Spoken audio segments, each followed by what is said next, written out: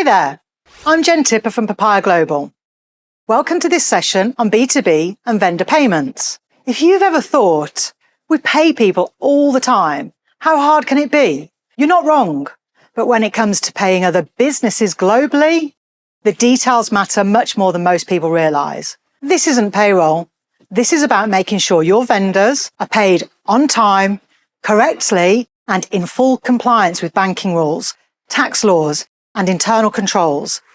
Let's examine the systems, risks, and strategies that make vendor payments work when you operate internationally.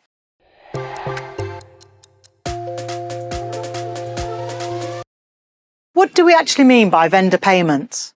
We're talking about business-to-business payments, not salaries, not reimbursements. These are the payments your company makes to external suppliers for services rendered. Think your IT service provider, a freelance agency that handles marketing design or development, a staffing vendor, or your HRIS compliance platform.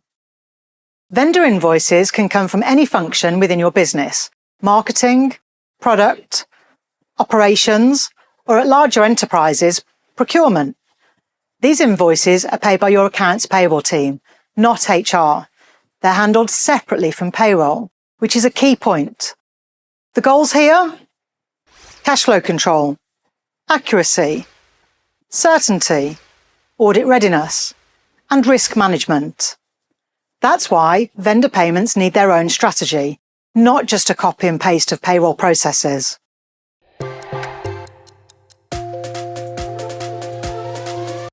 So how are these payments actually made?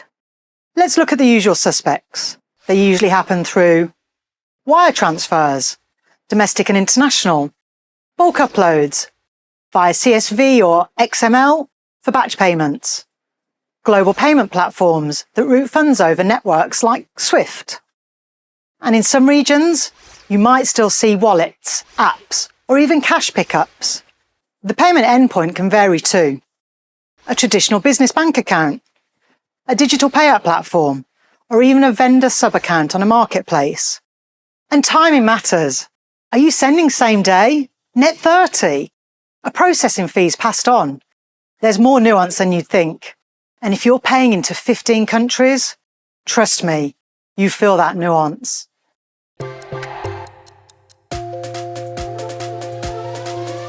Once you go cross-border, things get more, let's call it interesting. You can't just plug in an account number and hit send.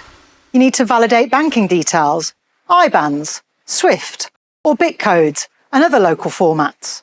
Collect and store vendor contracts, invoices, and tax documentation. Confirm entity names, addresses, and tax ID numbers.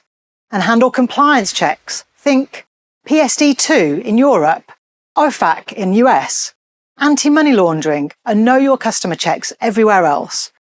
One wrong digit in an account number can delay a payment by days or bounce it completely. And that can get expensive. We've covered this in more detail in our course on SWIFT payments, which explains the extensive dynamics in cross-border payments.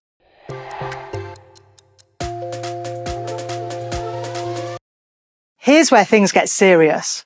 B2B payments are a hot target for fraud, fake invoices, phishing attacks, intercepted email threads, wrong bank details. One click and those funds are gone. So it's not just about getting money out, it's about getting it out safely. Best-in-class vendor payment programs have multi-step approvals, vendor bank detail verification, manually or via platform, audit trails, and permission control, and automated sanction screening. And then, of course, there's tax compliance. If you're paying a vendor in another country, you're likely dealing with value-added tax, goods and service tax, withholding taxes, and yes, sometimes reverse charge mechanisms. Ignore it, and it's not just the vendor who's liable, it could be your company too.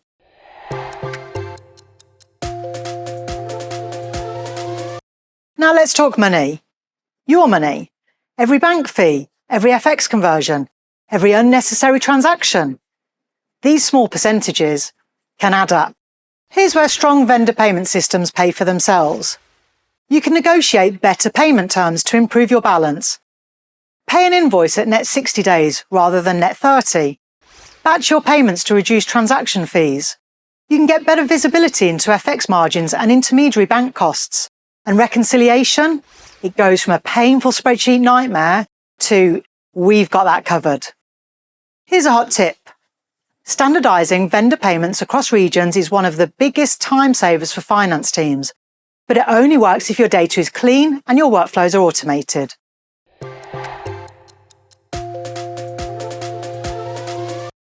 Let's recap what matters most. Vendor payments are not payroll. They're governed by different rules, risks, and owners. Cross-border payments need structure, validation, compliance, documentation. Fraud and tax issues are real. You need safeguards in place. Smart payment operations save money. Batching, terms, reconciliation, and FX.